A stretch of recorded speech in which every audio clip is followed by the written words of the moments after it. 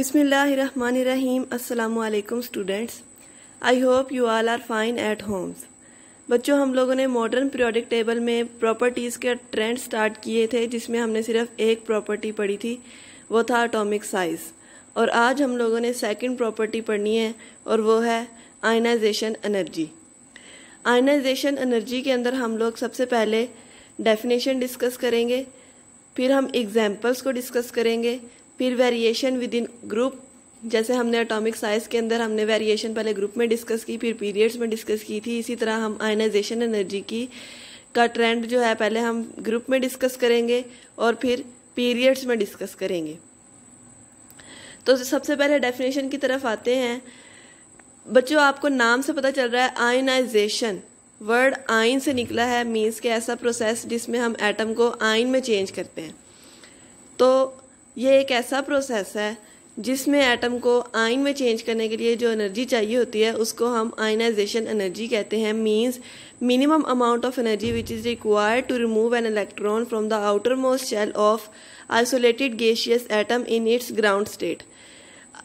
अब इलेक्ट्रॉन को रिमूव कराने से क्या होता है, उसके ऊपर चार्ज आ जाता है और चार्ज आने से वो स्पीशी किस में चेंज हो जाती है, आयन में चेंज हो जाती है। इसलिए इस एनर्जी को हम आयनाइजेशन एनर्जी कहते हैं। एक एटम में से इलेक्ट्रॉन को निकालने के लिए जो एनर्जी चाहिए होती है उसको हम आयनाइजेशन एनर्जी कहते हैं। अब आइसोलेटेड गैसियस एटम और ग्राउंड स्टेट क्या होती है? आइसोलेटेड गैसियस एटम मतलब कि उसके अंदर उसको कोई एनर्जी नहीं दी गई, वो अपनी ओरिजिनल फॉर्म के अंदर है। और यही बात ग्राउंड स्टेट के लिए होती है कि जब कोई एटम अपनी असल हालत में होता है ना, बगैर किसी एनर्जी के, मीन्स कि उसके ऊपर कोई एनर्जी नहीं लगी हुई। समटाइम्स ऐसा होता है हम किसी एटम को एनर्जी प्रोवाइड करते हैं तो वो एक्साइटेड स्टेट में चला जाता है, मतलब उसके पास एनर्जी आ जाती है। तो उस स्टेट को एनर्जी हासिल करने के बाद उस स्टेट को हम एक्साइटेड स्टेट कहते हैं। लेकिन जब हमने उसको एनर्जी नहीं दी थी, वो अपनी ओरिजिनल फॉर्म में था, तो उसको हम ग्राउंड स्टेट कहते हैं। तो जब आयनाइजेशन एनर्जी की बात की जाती है तो उसमें जो एनर्जी प्रोवाइड की जा रही है वो ग्राउंड स्टेट के अंदर एनर्जी जो प्रोवाइड की जा रही है उसकी हम बात कर रहे हैं। ठीक है, तो आपको डेफिनेशन क्लियर हो गई कि एक एटम में से, कौन से एटम में से, आइसोलेटेड गैसियस एटम में से जो कि ग्राउंड स्टेट में है, उसमें से इलेक्ट्रॉन को निकालने के लिए जो एनर्जी चाहिए उसको हम आयनाइजेशन एनर्जी बोलते हैं। नेक्स्ट है इसकी एग्जाम्पल्स। फॉर एग्जाम्पल सोडियम में से एक इलेक्ट्रॉन निकाला जाता है, उसके ऊपर आ जाता है पॉजिटिव चार्ज, और एक इलेक्ट्रॉन निकालने के लिए जो एनर्जी लगती है वो होती है 496 किलो जाउल पर मोल। तो ये 496 किलो जाउल पर मोल एनर्जी इलेक्ट्रॉन को निकालने के लिए चाहिए थी, इसलिए ये उसकी क्या है, आयनाइजेशन एनर्जी है। सम एटम्स इस तरह के होते हैं जिसमें ज़्यादा इलेक्ट्रॉन्स होते हैं, मींस के ऐसे एटम जिनका एटॉमिक नंबर ज़्यादा है, उसमें ज़्यादा नंबर ऑफ इलेक्ट्रॉन्स हैं, तो उनकी आयनाइजेशन एनर्जी एक से ज़्यादा भी हो सकती है। अगर हम लोगों ने एटम में से एक इलेक्ट्रॉन को रिमूव करवाया तो वो होगी उसकी फर्स्ट आयनाइजेशन एनर्जी। ठीक है, और उस पर आ गया पॉजिटिव चार्ज। अब वो पॉजिटिव चार्ज वाली स्पीशी जो सी है उसमें से एक इलेक्ट्रॉन को अगर और रिमूव करवाया जाए तो उस टाइम पे जो एनर्जी लगेगी उसे हम बोलते हैं सेकंड आयनाइजेशन एनर्जी। सेम इस तरह अगर थर्ड रिमूव करवाया जाएगा तो उसे हम बोलेंगे थर्ड आयनाइजेशन एनर्जी। और हमेशा फर्स्ट आयनाइजेशन एनर्जी कम होती है, सेकंड उससे ज़्यादा होती है और थर्ड उससे ज़्यादा होती है, क्योंकि एक इलेक्ट्रॉन रिमूव करवाने के बाद एटम के न्यूक्लियस पर प्रोटॉन नंबर ज़्यादा हो जाता है, उस पर पॉजिटिव चार्ज ज़्यादा हो जाता है, तो वो बाकी के इलेक्ट्रॉन्स को ज़्यादा सख्ती से अपनी तरफ खींचता है, ज़्यादा स्ट्रांगली अपनी तरफ खींचता है। तो दूसरा इलेक्ट्रॉन रिमूव करवाने के लिए हमें ज़्यादा एनर्जी चाहिए। फॉर एग्जांपल अगर हम मैग्नीशियम की बात करें तो मैग्नीशियम में से एक इलेक्ट्रॉन को रिमूव करवाया जाता है और एक इलेक्ट्रॉन को रिमूव करवाने के लिए उसमें जो एनर्जी हमें चाहिए होती है वो होती है 738 किलो जाउल पर मोल, और इसको हम बोलते हैं फर्स्ट आयनाइजेशन एनर्जी। और जब उसी Mg पॉजिटिव में से एक और इलेक्ट्रॉन रिमूव करवाया जाता है तो उस टाइम जो एनर्जी लगती है वो होती है 1145 किलो जाउल पर मोल, और इसको हम बोलते हैं सेकेंड आयनाइजेशन एनर्जी। ठीक है, तो आपको एग्जाम्पल की समझ आ गई। कि सोडियम में से जब एक इलेक्ट्रॉन रिमूव करवाया गया तो उसकी आयनाइजेशन एनर्जी थी 496 किलो जॉल पर मोल। उस इलेक्ट्रॉन को रिमूव करवाने के लिए जो एनर्जी लगी उसे हम बोलते हैं आयनाइजेशन एनर्जी। जब हम लोग एक से ज़्यादा आयनाइजेशन एनर्जी की बात कर रहे हैं तो जो फर्स्ट इलेक्ट्रॉन रिमूव करवाने के लिए एनर्जी चाहिए उसे हम बोलते हैं फर्स्ट आयनाइजेशन एनर्जी। जो दूसरा इलेक्ट्रॉन रिमूव करवाने के लिए एनर्जी चाहिए उसे हम बोलते हैं सेकेंड आयनाइजेशन एनर्जी। नेक्स्ट है आयनाइजेशन एनर्जी डिपेंड करती है कुछ चीज़ों पर। आयनाइजेशन एनर्जी सबसे पहले डिपेंड करती है न्यूक्लियर चार्ज पर, फिर डिपेंड करती है साइज ऑफ एटम पर। अब न्यूक्लियर चार्ज पर कैसे डिपेंड करती है? न्यूक्लियर चार्ज बच्चों जितना ज़्यादा होता है उतनी ही स्ट्रॉन्गली इलेक्ट्रॉन्स न्यूक्लियस की तरफ अट्रैक्टेड होते हैं और उतनी ही ज़्यादा एनर्जी चाहिए हमें इलेक्ट्रॉन को रिमूव करवाने के लिए। यानी कि हम लोगों ने न्यूक्लियस की जो एनर्जी है उसके खिलाफ जो एनर्जी लगानी है तो हमें जाहिर सी बात है उस एनर्जी को तोड़ने के लिए एनर्जी चाहिए होगी। तो जितनी स्ट्रांगली उसने अपने इलेक्ट्रॉन्स को अपनी तरफ होल्ड किया होगा उतनी ही ज़्यादा हमें एनर्जी चाहिए इलेक्ट्रॉन को रिमूव करवाने के लिए। तो जैसे जैसे न्यूक्लियर चार्ज बढ़ता है वैसे वैसे न्यूक्लियस का अपने इलेक्ट्रॉन्स पर होल्ड ज़्यादा हो जाता है। सेम है साइज़ ऑफ एटम की बात। साइज़ ऑफ एटम अगर स्मॉल होता है तो न्यूक्लियस का और आउटर मोस्ट इलेक्ट्रॉन का जो डिस्टेंस है वो कम होता है और अगर लार्ज है तो वो डिस्टेंस ज़्यादा होता है। कम डिस्टेंस वाले में से इलेक्ट्रॉन को निकालना मुश्किल है क्योंकि न्यूक्लियस ने ज़्यादा स्ट्रांगली इलेक्ट्रॉन को अपनी तरफ होल्ड किया हुआ है। लास्ट चीज़ है जिस पर आयनाइजेशन एनर्जी डिपेंड करती है वो है शील्डिंग इफेक्ट। अब शील्डिंग इफेक्ट क्या होता है पहले ये समझ लेते हैं। शील्डिंग इफेक्ट को बच्चों हम यूँ डिफाइन कर सकते हैं, repulsion due to electrons in between nucleus and outer most shell. ये इलेक्ट्रॉन्स की एक दूसरे के साथ रिपल्शन है। किस वजह से? जो इलेक्ट्रॉन्स और न्यूक्लियस के दरमियान में आने वाले इलेक्ट्रॉन्स हैं उनकी वजह से होती है। फॉर एग्जांपल ये आपको एक पिक्चर नज़र आएगी, अब आप इसमें देखें। दरमियान में न्यूक्लियस है, उसके बाद फर्स्ट शेल आ गया, उसमें 3 इलेक्ट्रॉन्स हैं और उसके बाद आउटर मोस्ट शेल में 2 इलेक्ट्रॉन्स हैं। अब ये इलेक्ट्रॉन्स जो फर्स्ट शेल में है उन पर भी नेगेटिव चार्ज, जो आउटर मोस्ट शेल में है उन पर भी नेगेटिव चार्ज, तो उनकी आपस में रिपल्शन होगी। ठीक है, इस रिपल्शन फोर्स को हम शील्डिंग इफेक्ट कहते हैं और जितना ज़्यादा शील्डिंग इफेक्ट होगा उतना आसान होगा हमें इलेक्ट्रॉन को रिमूव करवाना क्योंकि उतना ज़्यादा न्यूक्लियस का होल्ड कम होगा। ठीक है, उतना ही न्यूक्लियस का होल्ड उस पर कम होगा। इस वजह से हम यूँ कह सकते हैं कि repulsion due to electrons in between nucleus and outer most shell. अब यहाँ पर रिपल्शन कौन से इलेक्ट्रॉन करवा रहे हैं? जो फर्स्ट शेल के अंदर 3 इलेक्ट्रॉन्स हैं वो करवा रहे हैं। तो हम यूँ कह सकते हैं कि ये 3 इलेक्ट्रॉन्स शील्डिंग इफेक्ट का कॉज हैं। Next is effect increase as the size of atom increase. अब ये शील्डिंग इफेक्ट की ही बात है। जैसे जैसे एटम का साइज बढ़ता जाएगा, अब साइज बढ़ने से मुराद यह है कि जो इनकमिंग शेल्स हैं वो बढ़ रहे हैं, मतलब कि आउटर मोस्ट शेल और न्यूक्लियस के दरमियान में नंबर ऑफ शेल्स वो बढ़ रहे हैं। जितने नंबर ऑफ शेल्स बढ़ेंगे उतने नंबर ऑफ इलेक्ट्रॉन्स बढ़ेंगे उस शेल के अंदर, उतना ही ज़्यादा शील्डिंग इफेक्ट होगा क्योंकि उतनी ज़्यादा रिपल्शन फोर्स आ जाएगी आउटर मोस्ट शेल और न्यूक्लियस के दरमियान में आने वाले इलेक्ट्रॉन्स की वजह से। तो जैसे जैसे एटम का साइज बढ़ता है वैसे वैसे शील्डिंग इफेक्ट बढ़ता चला जाता है। जैसा कि इस पिक्चर में आप देख सकते हो, लिथियम के अंदर 2 ही शेल हैं, 3 इलेक्ट्रॉन्स हैं और उसके बाद सोडियम के अंदर 3 शेल हैं और 11 इलेक्ट्रॉन्स हैं और जो आउटर मोस्ट शेल वाला इलेक्ट्रॉन है उसको 2 इंटर शेल्स की रिपल्शन फोर्स फेस करनी पड़ती है। सेम अगर मैग्नीशियम की बात करें, 4 शेल्स हैं और आउटर मोस्ट शेल में जो इलेक्ट्रॉन है, मैग्नीशियम की कह रही हूँ, पोटाशियम की आउटर मोस्ट के अंदर जो इलेक्ट्रॉन है उसको 3 शेल्स की रिपल्शन फेस करनी पड़ती है। अब हम बात करते हैं कि along the group ionisation energy का क्या ट्रेंड है। Along the group ionisation energy जैसे जैसे हम top to bottom move down करते हैं, टॉप टू बॉटम नीचे की तरफ आते हैं, तो एटम का साइज और न्यूक्लियर चार्ज इंक्रीज करता है। आप ये बात अच्छे से जानते हैं कि top to bottom size of atom increase करता है। और ये भी बात आप अच्छे से समझ चुके हैं कि जब एटम का साइज बड़ा हो गया तो न्यूक्लियस का आउटर मोस्ट शेल के ऊपर इतना ज़्यादा होल्ड नहीं रहा, तो उसमें से इलेक्ट्रॉन को निकालना आसान है। जिसमें से इलेक्ट्रॉन को निकालना आसान है उसमें हमें एनर्जी कम चाहिए होगी, तो वहाँ पे आयनाइजेशन एनर्जी कम होगी। और जिसमें से इलेक्ट्रॉन को निकालना मुश्किल है वहाँ पर हमें ज़्यादा एनर्जी चाहिए, तो वहाँ पर आयनाइजेशन एनर्जी ज़्यादा होगी। तो जैसे जैसे हम डाउन द ग्रुप मूव करते हैं एटम का साइज इंक्रीज करता है, न्यूक्लियर चार्ज इंक्रीज करता है, number of electrons causing shielding effect increase करते हैं। शील्डिंग इफेक्ट भी इंक्रीज करा है क्योंकि अभी मैंने आपको बताया कि जैसे जैसे एटम का साइज इंक्रीज करेगा वैसे वैसे शील्डिंग इफेक्ट इंक्रीज कर जाता है। तो हम जैसे जैसे डाउन द ग्रुप आते हैं एटम का साइज बढ़ रहा है, साइज बढ़ने से शील्डिंग इफेक्ट बढ़ रहा है, न्यूक्लियर चार्ज भी बढ़ता है, लेकिन न्यूक्लियर चार्ज बढ़ने के साथ साथ एटम का साइज बढ़ रहा है क्योंकि नंबर ऑफ शेल ही बढ़ जाता है अलोंग द ग्रुप। पीरियड के अंदर तो सेम नंबर ऑफ शेल्स रहते हैं ना, और न्यूक्लियर चार्ज बढ़ता रहता है, लेकिन along the group number of shells बढ़ जाते हैं।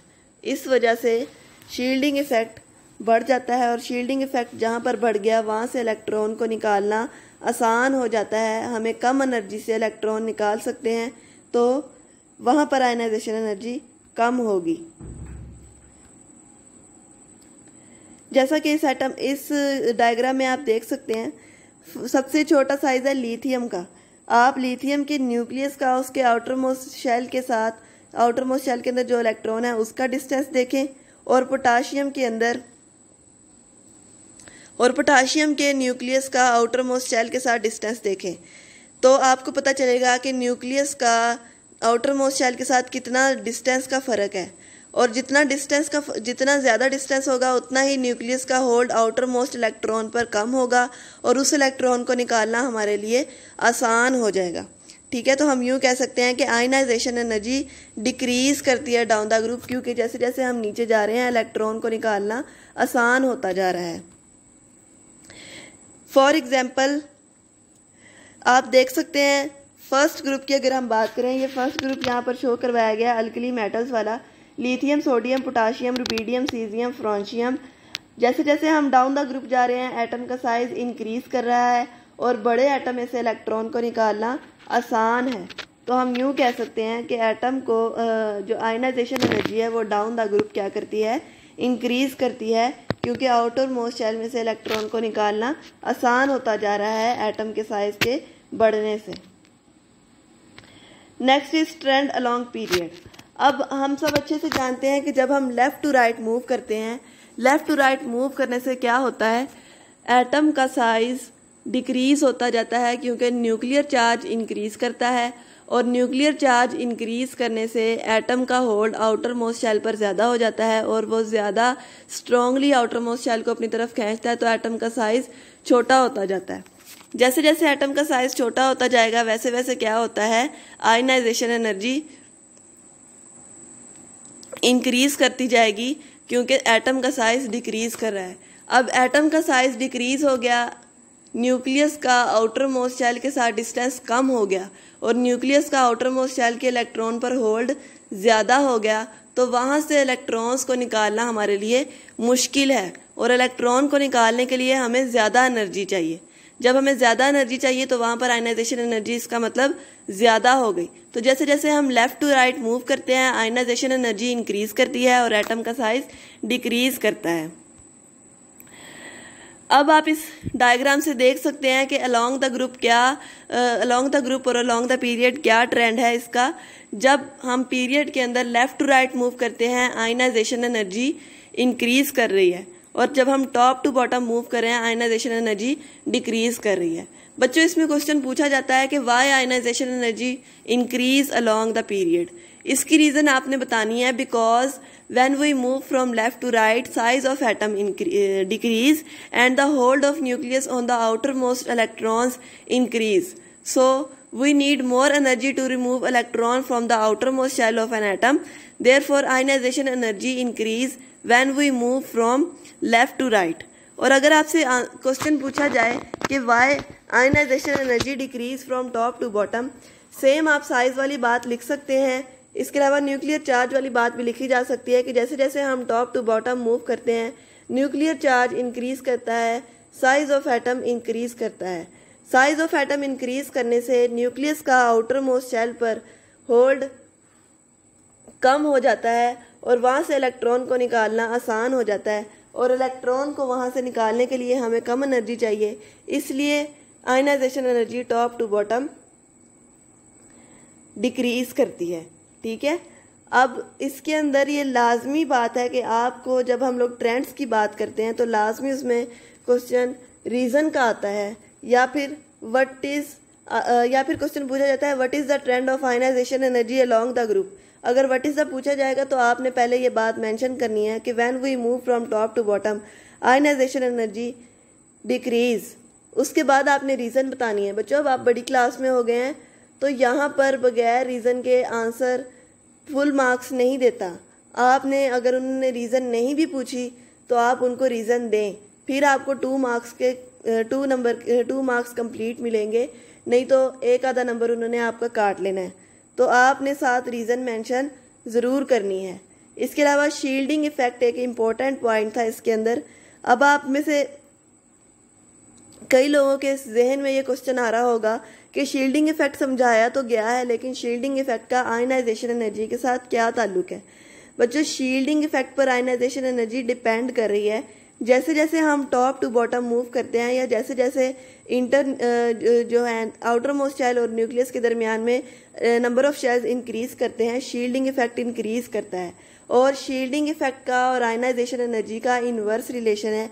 जैसे जैसे शील्डिंग इफेक्ट इंक्रीज करेगा वैसे वैसे आयनाइजेशन एनर्जी डिक्रीज करेगी, क्योंकि शील्डिंग इफेक्ट इंक्रीज होने से आउटर मोस्ट शेल को आउटर मोस्ट शेल में से इलेक्ट्रॉन को रिमूव करवाना हमारे लिए आसान हो जाता है, और हम कम एनर्जी यूज करके इलेक्ट्रॉन को उसमें से रिमूव करवा सकते हैं। इसलिए हम यूँ कह सकते हैं कि as we move from top to bottom shielding effect increase and ionisation energy decrease. और अगर आपको रीजनिंग का क्वेश्चन आ जाता है कि क्यों इंक्रीज करती है या क्यों डिक्रीज करती है, तो आप उसमें अगर दोनों से तीनों पॉइंट मेंशन करेंगे ना, जैसे मैंने आपको 3 पॉइंट्स बताए हैं कि ये न्यूक्लियर चार्ज पर डिपेंड करता है, साइज ऑफ एटम पर डिपेंड करता है, और इसके अलावा किस पर डिपेंड कर रहा है, शील्डिंग इफेक्ट पर डिपेंड कर रहा है, तो आपको फिर फुल मार्क्स मिल सकते हैं। मतलब ज़्यादा चांसेस हैं कि आपको फुल मार्क्स मिलेंगे, उसके पास कोई ऑप्शन नहीं रह जाएगा आपके नंबर काटने का। ठीक है, तो इसके अलावा आप लोगों की बुक में पेज नंबर 7 के ऊपर इसी टॉपिक में 2 ग्राफ बनाए गए हैं। एक में आपको बताई गई है ionisation energies of alkali metals. उसमें बेटा आपने देखना है कि जैसे जैसे नंबर और एटॉमिक नंबर इंक्रीज कर रहा है वैसे वैसे आयनाइजेशन एनर्जी डिक्रीज कर रही है। फर्स्ट ग्रुप की बताई गई है, जैसे मैंने आपको पीछे एग्जांपल में बताया था, lithium, sodium, potassium, rubidium, caesium की। तो आपने देखना है कि जैसे जैसे एटॉमिक नंबर इंक्रीज करता है वैसे वैसे आयनाइजेशन एनर्जी डिक्रीज कर जाती है। ठीक है, अब आप ये भी बात अपने जहन के अंदर रख सकते हैं कि एटॉमिक नंबर इंक्रीज करने का मतलब है एटॉमिक साइज इंक्रीज कर रहा है। एटॉमिक साइज इंक्रीज कर रहा है, इसका मतलब क्या है, आउटर मोस्ट शेल और न्यूक्लियस का डिस्टेंस ज़्यादा हो गया और इलेक्ट्रॉन को रिमूव कराना वहाँ से आसान हो गया। ठीक है, तो यही बात ग्राफ के अंदर शो करवाई गई है। इसके अलावा ionisation energy of elements of short period की कुछ दिखाई गई है, जैसे हाइड्रोजन और हीलियम की पहले मेंशन की गई है। तो इनके दरमियान में तो बहुत ज़्यादा डिफरेंस आ जाता है कि हाइड्रोजन का साइज़ कम है और हाइड्रोजन का साइज़ ज़्यादा होता है और हीलियम का साइज़ कम हो जाता है, तो उसकी आयनाइजेशन एनर्जी बढ़ जाती है, क्योंकि एटम का साइज़ कम होने से आयनाइजेशन एनर्जी ने बढ़ जाना है।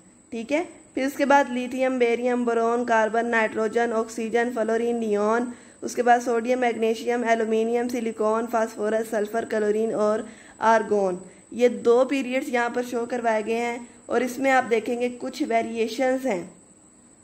जैसा कि अगर हम लास्ट पीरियड की बात करें, सोडियम, मैग्नीशियम, एल्यूमिनियम, सिलिकॉन की बात करें, तो एक स्ट्रेट लाइन आनी चाहिए थी जो नीचे से ऊपर को जा रही है, या फिर अगर हाँ जो नीचे से ऊपर को जा रही है उसी से हमें पता चलेगा कि आयनाइजेशन एनर्जी इंक्रीज कर रही है, फिर ही पता चलेगा ना कि आयनाइजेशन एनर्जी इंक्रीज कर रही है।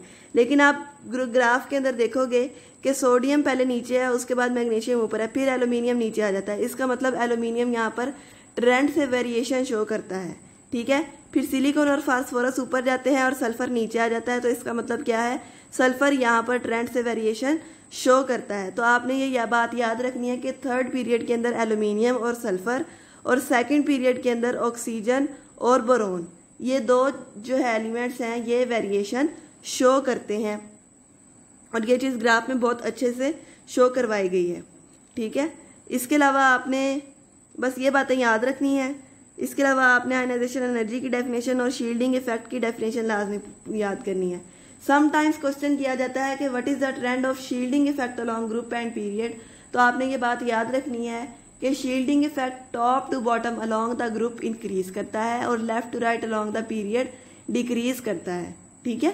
तो उससे रिलेशन है आयनाइजेशन एनर्जी का, और हम जो अगले पॉइंट्स पढ़ेंगे उनका भी रिलेशन है।